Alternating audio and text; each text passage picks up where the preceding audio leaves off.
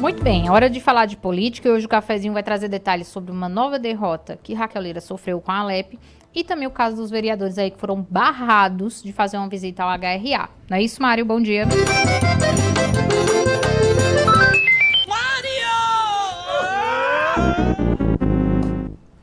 Bom dia a todos. Pois é, né? A gente teve ontem mais um capítulo aí dessa dificuldade, né, que a governadora Raquel Lira tem no que diz respeito à relação dela com a classe política.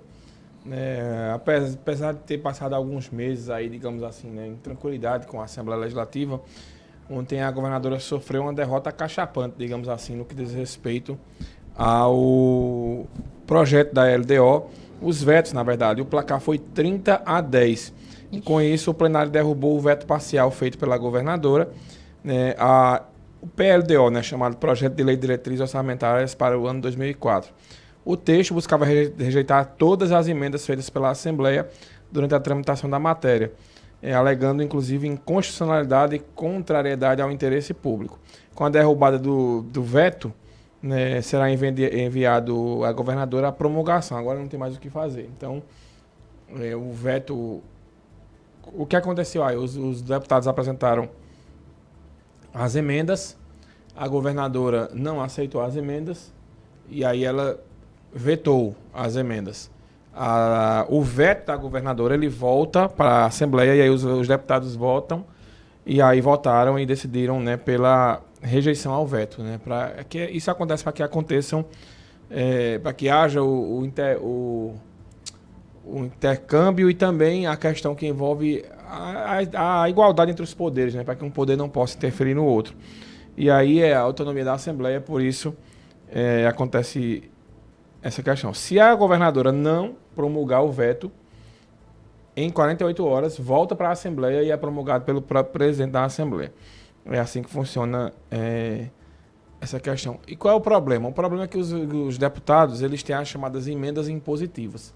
E essas emendas impositivas, os deputados eles dizem para onde querem mandar as emendas. E a governadora não entendia dessa maneira. Ela queria uma modificação nessa história das emendas, também no que diz respeito a isso. E também as emendas serem pagas até junho de 2024, ou seja, antes do período eleitoral. E aí os deputados teriam, né, um recobum aí junto para as prefeituras. Uhum. E também determinavam que, em caso de superávit, o executivo distribua o valor, seja o governo, de arrecadação extra aos demais poderes. A governadora também não queria isso. Os deputados ainda incluíram uma série de novos setores aptos a receber recursos da Agência de Fomento do Estado de Pernambuco, que é a ADEP, e por aí vai. O próprio presidente Álvaro Porto, né, que é do PSB, partido da governadora aliado de Raquel, ele disse que, infelizmente, os acordos encaminhados à casa pelo governo não foram favoráveis. Então, você veja, né, o presidente da Assembleia, mais uma vez, mostrou, né, a segunda vez, né, que ele não concorda com o governo e acaba vetando aí uma proposta da governadora. Então, a Assembleia manda um novo recado, que se não houver conversa, se não houver diálogo do jeito que os deputados esperam, a governadora terá problema.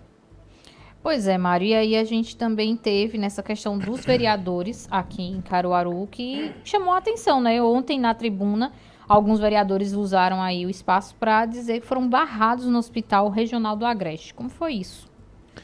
Laís, veja, uma das funções dos vereadores e dos deputados, né, como um todo, do Legislativo é a fiscalização do Executivo. O Hospital Regional do Agreste é um hospital do Estado, ele não é um hospital do município. Então, os vereadores alegam, 3 vereadores que chegaram para fazer uma espécie de fiscalização, uma coisa lá, e foram proibidos de entrar. Ninguém sabe, né, como se deu essa história. Eu não gosto muito de ouvir só um lado da história sem você estar, né, sem entender o que aconteceu. Agora, de fato, é um problema que você gera, porque os vereadores têm a tribuna da Câmara para usar, né, e eles exercem pressão política para que eles possam, digamos assim, né, fazer pressão lá contra, né, a decisão dali. Agora, é claro que não pega bem, né, uma direção de um hospital proibir, né, que as pessoas, no caso os vereadores, eles possam entrar, né, nesse sentido. Inclusive, Mário, só interrompendo você, entre os vereadores que dizem que foram proibidos de entrar, está o Isaac da Saúde, que é presidente da Comissão de Saúde da Câmara. É por isso que eu digo, veja, era bom tentar escutar O hospital, o né? hospital para ouvir a versão do hospital, tá? Porque às vezes a gente tem uma situação dessas e ninguém sabe como foi que o vereador chegou lá, né? O que foi que ele chegou alegando e para simplesmente garantir a entrada dele, né, para o hospital. Mas de fato gera uma crise, né? Os vereadores, além do Isaac da Saúde, que é presidente da Saúde, e outros da Comissão de Saúde, outros vereadores reclamaram também dos maus tratos, que a gente às vezes sabe, eu não estou dizendo que é o caso aqui de Caruaru, mas às vezes a gente se acostumou com a célebre frase, você sabe com quem você está falando. E aí a pessoa usava esse artifício para conseguir, né, no bocão e dando a carteirada, espaços, entrar. E a gente sabe que nem sempre é assim, né? Às vezes o hospital está com uma demanda alta, às vezes o hospital está passando por um problema que não tem condições de receber visitas, né, e por aí vai. Então tem que entender como está funcionando a unidade hospitalar para que a pessoa não possa fazer juízo de valor simplesmente baseado numa opinião. No caso aí foram 3 opiniões, né, que criticaram esse possível barramento, né, essa possível proibição, digamos assim, dos vereadores terem acesso ao hospital. E saber dos vereadores o que é que eles foram fazer lá também. Era bom isso. Né, Teve alguma denúncia, né? O que foi? Se realmente iam fiscalizar ou se queriam saber como é que estava a situação, né, do hospital, porque a gente sabe que quando a pessoa está passando por um problema de saúde, né, a tendência é que você, quando vai para o poder público, né, para o hospital público, você busque algum político próximo para que você possa agilizar o atendimento, ou que você sofra menos, digamos assim. Todo mundo faz isso. Quem não disser que não faz, está mentindo. Né? E isso pode ter acontecido de repente, né? Os políticos eles estavam tentando lá saber de uma situação para quem sabe para agilizar um atendimento, já que o vereador é o político mais próximo da população e é o político que ele tem aquele primeiro impacto, né, das reclamações da população, e de repente ter ir lá e o pessoal não ter permitido a entrada. Então, né, Laís, é uma situação que precisam rever, né, essa história aí, para que não aconteçam crises como essa. Né? Todo mundo sabe das dificuldades que o hospital regional tem, todo mundo sabe, né, que não é fácil você ser a maior emergência do interior do estado, né, quando principalmente, né, as prefeituras não cumprem o seu papel, quase nenhuma prefeitura tem um hospital público, né, e aí a demanda todinha é carregada para o hospital regional. Quando tem um acidente de carro, de moto, que a pessoa tem uma fratura, alguma coisa, o primeiro hospital que leva é o regional. Depois, se a pessoa tiver plano de saúde, ela vai ser encaminhada para aquele hospital particular. Mas tudo isso a gente entende.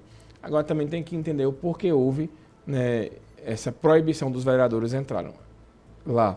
Não é uma coisa muito comum, até porque no governo do PSB se falava que era o pessoal era de oposição.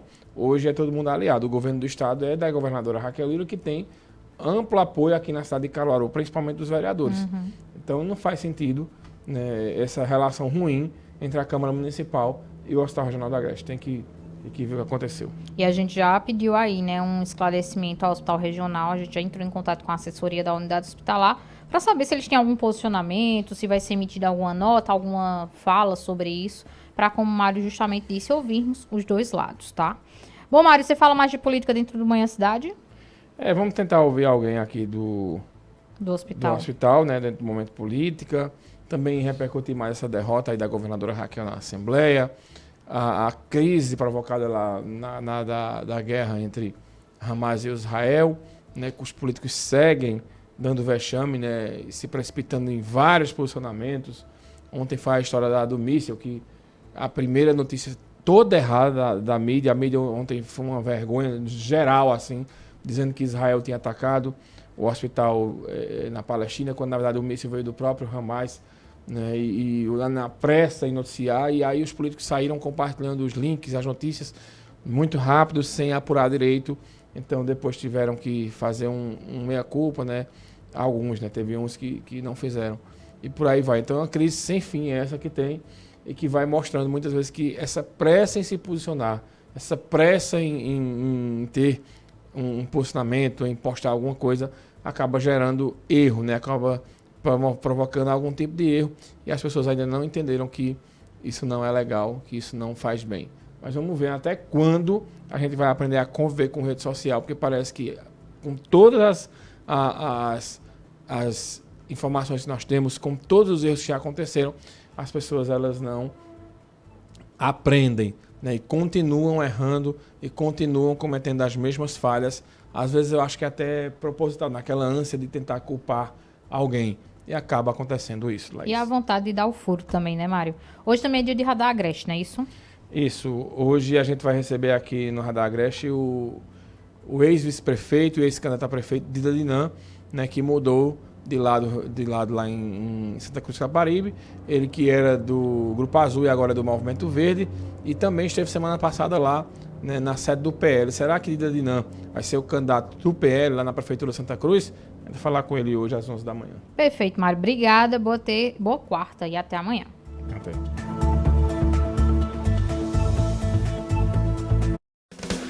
O cafezinho